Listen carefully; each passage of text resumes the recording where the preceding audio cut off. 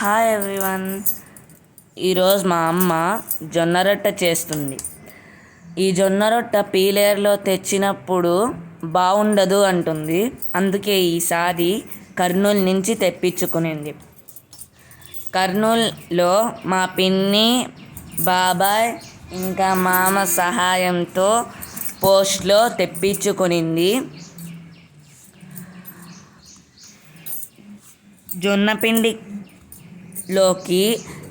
వేడినీళ్ళు, ఉప్పు వేసుకొని ముద్ద చేసుకొని తిక్కుకొని కాల్చుకునేసి దాని మీద తడి బట్టతో నీళ్ళు చల్లి కాల్చాలి. అది కాలిన తర్వాత తిప్పుకొని బాగా కాల్చుకుంటే మన జొన్న రొట్టె రెడీ అయిపోతుంది.